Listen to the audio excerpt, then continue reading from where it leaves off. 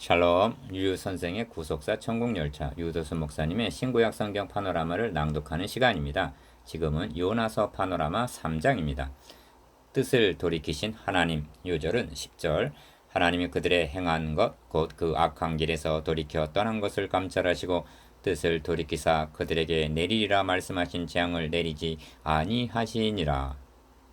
3장의 중심점은 도표에서 보시는 바대로 두 번째, 내가 너에게 명한 바를 그들에게 선포하라는 첫째 단원, 명령과 요나의 경고를 듣고 니느웨 백성들과 왕이 회개한 일과 둘째 단원, 이를 감찰하신 하나님이 뜻을 돌이켜 재앙을 내리지 아니하심에 있습니다. 셋째 단원, 핵심은 뜻을 돌이키심에 있습니다. 4장 2절에서 요나는 하나님을 은혜로우시며 자비로우시며 노하기를 더디하시며 이내가 그치사 뜻을 돌이켜 재앙을 내리지 아니하시는 하나님으로 고백하고 있습니다. 선지자를 보내셔서 40일 후면 느니웨가 무너지리라 하신 그 뜻을 돌이키사 재앙을 내리지 아니하신 하나님을 통해서 누구들에게 무엇을 말씀하고 있는가? 이를 세 단원으로 나누어 상고하겠습니다. 첫째 단원 1절에서 4절, 내가 너에게 명한 바를 선포하라. 둘째 단원 5절에서 9절, 회개하는 니느웨 백성들과 왕. 셋째 단원 10절, 재앙을 내리지 아니하신 하나님. 첫째 단원 1절에서 4절, 내가 너에게 명한 바를 선포하라. 여호와의 말씀이 두 번째 요나에게 임하니라. 이르시되 1절, 1. 태풍과 큰 물고기를 들어서 다시스로 도망치는 요나를 끌어다가 육지에 내려놓게 하신 하나님은 두 번째 명하십니다.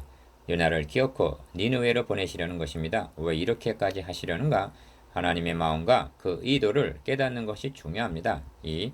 일어나 저 큰 성읍 니느웨로 가서 내가 너에게 명한 바를 그들에게 선포하라 하신지라. 2절, 기억, 선포하라는 내용이 무엇인지, 선포하면 어떻게 반응할 것이라든지 하는 말씀은 전혀 없습니다.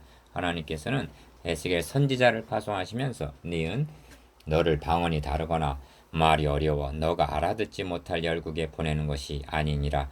내가 너를 그들에게 보내었다면 그들은 정녕 너의 말을 들었으리라 하고 말씀하셨습니다. 에스겔 3장 6절, 주님께서도 지긋 화 있을진저 고라시나 화 있을진저 벳사다야, 너에게서 행한 모든 권능을 두로와 시돈 이방에서 행하였다면 저희가 벌써 벼슬 입고 제한자 회개하였으리라 하고 마태복음 11장 21절, 이스라엘의 완악함을 책망하셨습니다. 하나님은 요나에게 이렇게 말씀하시고 싶으셨을 것입니다. 그들은 들으리라. 3절 3. 요나가 여호와의 말씀대로 일어나서 느니웨로 가니라 합니다. 3절, 기억, 여호와의 말씀대로. 이것이 중요합니다. 인간이란 하나님 하시는 말씀의 뜻을 다 이해하기 때문에 순종하는 것이 아닙니다. 그 대표적인 예가 믿음의 조상 아브라함이라 할 수가 있습니다. 믿음으로 아브라함은 부르심을 받았을 때 순종하여 장래 기업으로 받을 땅에 나아갈새 갈 바를 알지 못하고 나갔으며 합니다. 히브리서 11장 8절. 이를 성경은 니은 이 아브라함이 여호와의 말씀을 좇아갔고 라고 말씀합니다. 창세기 12장 4절.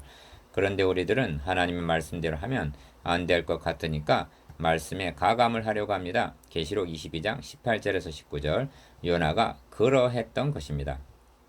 4.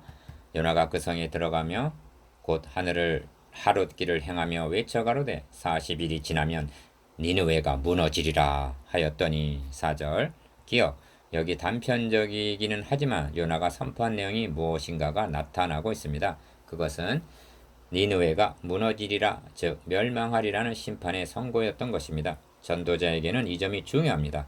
어찌하여 저들에게 복음이 필요한 것입니까? 멸망, 심판이 닥쳐오고 있기 때문입니다. 주님은 니은 회개하고 복음을 믿으라 하고 마가복음 1장 15절 선포하셨습니다.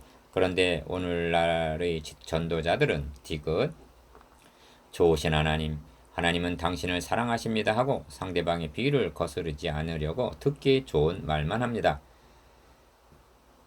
마치 제품을 선전하는 판매원들처럼 말입니다. 그래서 하나님 앞에서 저들의 콧대만 높여주고 있는 것입니다. 하나님은 요나에게 그렇게 하라고 명하시지 않으셨습니다. 만일 요나가 우리 방식대로 했다면 어떻게 되었으리라고 여겨지십니까? 명을 받은 종은 듣든지 아니 듣든지 여호와의 말씀대로 하기만 하면 되는 것입니다. 그 결과는 주인께 맡기고 말입니다. 둘째 단원 5절에서 9절 회개하는 니느웨 백성들과 왕. 니느웨 백성이 하나님을 믿고 금식을 선포하고 물은 대수하고 굵은 배를 입은지라. 5절 1.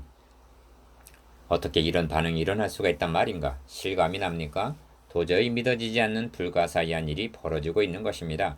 이에 대한 해답이 무엇인지 알고 있습니까? 2. 주님은 대답하십니다. 요나가 니느웨 사람들에게 표적이 됨과 같이 인자도 이 세대에 그러하리라. 누가복음 11장 30절. 요나가 니느웨 사람들에게 기억, 표적이 되었다 하고 말씀하십니다. 이런 뜻입니다. 요나가 니느웨에 나타나서 외치자 사람들은 모여들기 시작했을 것입니다. 그리고 말했을 것입니다. 저 사람이 누구인지 아는가? 큰 물고기 뱃속에서 3일 3야를 있다가 나온 사람이야. 어째서? 하나님이 니느웨로 가서 외치라는 명령을 불순종하고 도망치다가 그런 일을 당했었대. 이것이 요나가 니느웨 사람에게 표적이 됨이라는 뜻입니다. 이 소문이 퍼지게 되자 두려워하여 니느웨 백성이 하나님을 믿고 금식을 선포하고 물은 대수하고 굵은 배를 입고 5절 회개운동이 일어나게 된 동기라고 주님은 말씀하시는 것입니다. 3. 그렇습니다. 불순종한 요나에게 그렇게 하신 하나님이시라면 그리하여 기어코 니느웨에 보내셔서 외치게 하신 하나님이시라면 요나가 선포하는 40일이 지나면 니느웨가 무너지리라는 경고는 의심의 여지가 없는 믿을 만한 말씀임이 분명했기 때문입니다. 이것이 요나가 니느웨 사람들에게 표적이 되었다는 의미입니다. 4. 그 소문이 니느웨 왕에게 들리매 합니다. 6절 상반절.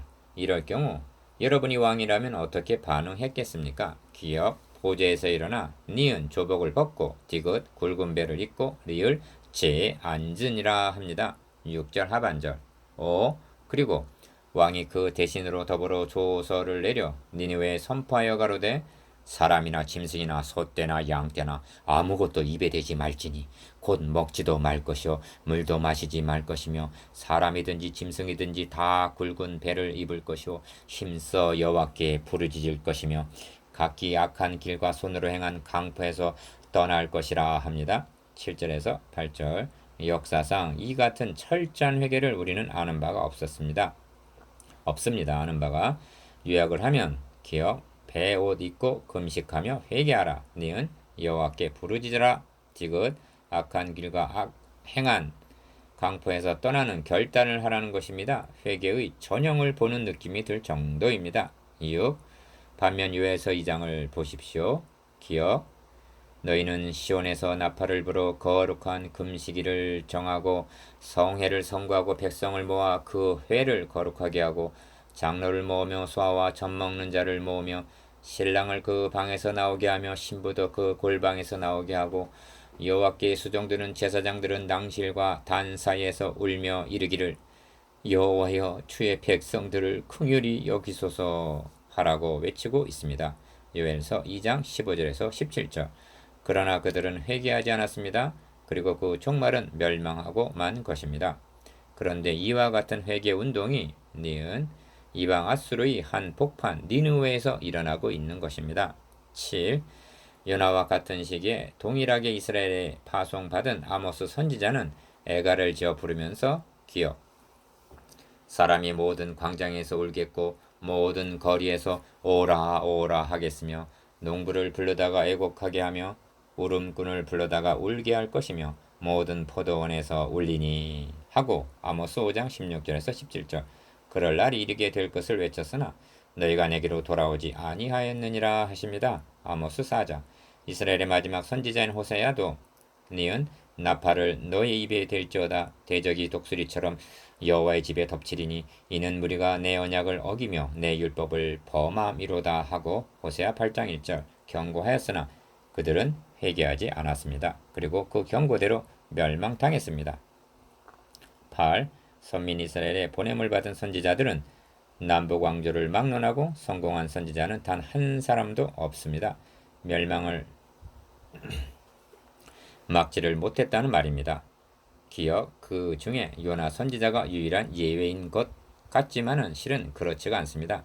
하나님께서 은혜를 니느웨에 보내신 의도는 이방 니느웨의 회개를 들어서 이스라엘에게 니은 여호와의 말씀에 너희는 이제라도 금식하며 울며 애통하고 마음을 다하여 내게로 돌아오라 하셨나니 너희는 옷을 찢지 말고 마음을 찢고 너희 하나님께로 돌아올지어다. 그는 은혜로우시며 자비로우시며 노하기를 더디하시며 이내가 거시사 뜻을 돌이켜 재앙을 내리지 아니하시나니 하고 요엘서 2장 12절에서 13절 말씀하셨던 것입니다. 그러나 이스라엘은 이를 보고도 회개하지 않았다가 약 30년에서 40년 후에 바로 아수르에 의하여 멸망당하고 말았던 것입니다. 9. 니느웨 왕은 말합니다.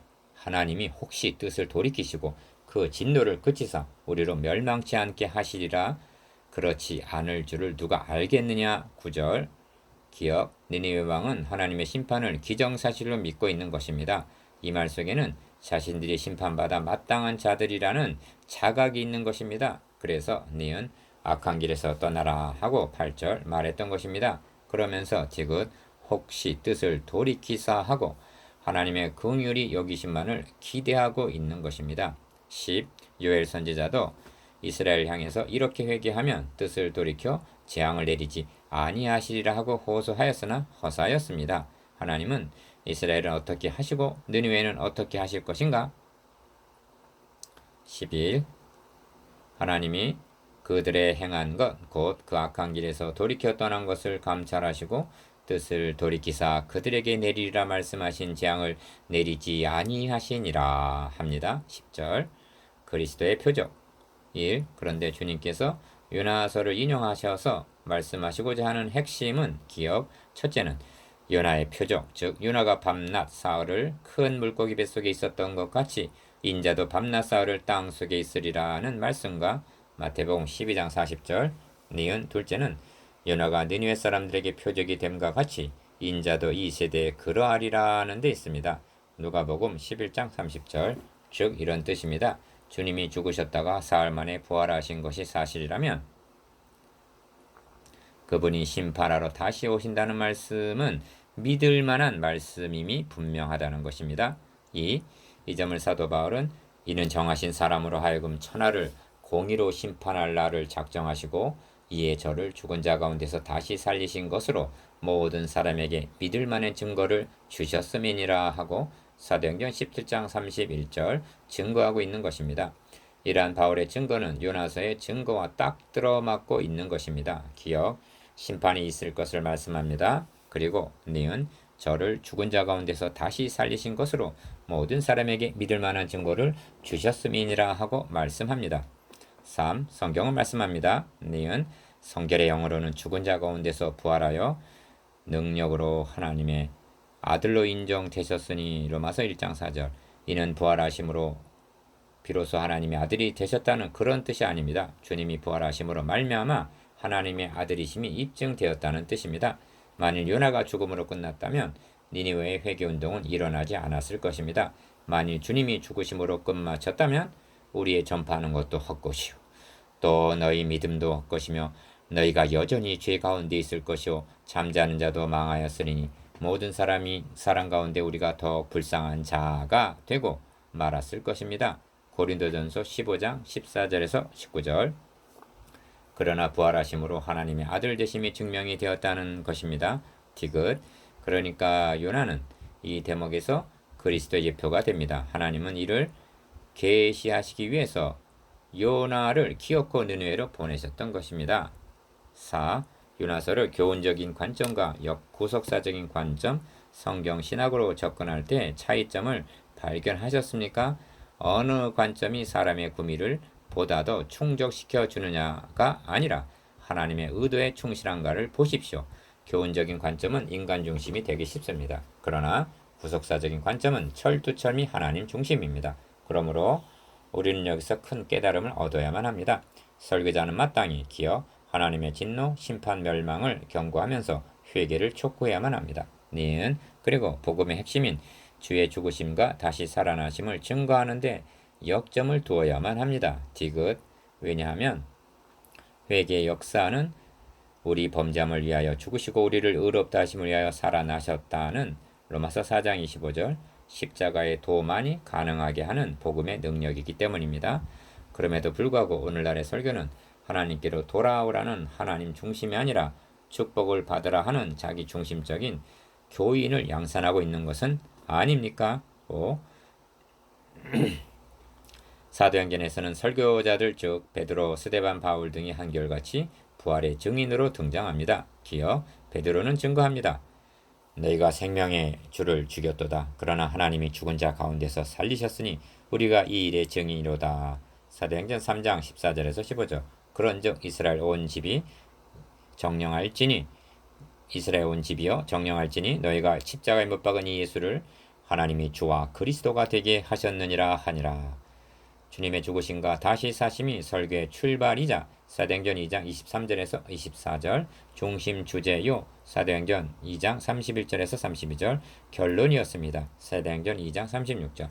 그러자 어떤 일이 일어났습니까? 니은 저희가 이 말을 듣고 마음에 찔려 형제들아 우리가 어찌할꼬 하는 사도행전 2장 37절의 회개가 일어났던 것입니다. 드디어 예루살렘에서도 회개의 불이 붙었던 것입니다. 이 날에 제자의 수가 3천이나 더 하더라 합니다. 부흥과 함께 박해도 일어났는데 디귿 예수를 들어 죽은 자 가운데서 부활하는 도 전함을 싫어했기 때문입니다. 사도행전 4장 2절 미련하다는 말을 들을까 보아 핍박을 받을까 보아 교회가 부흥이 되지 아니할까 보아 그리스도의 표적을 외면하고 있습니까? 만일 그렇게 한다면 여러분은 그리스도의 종이 되기를 포기하는 것임을 명심하기를 바랍니다.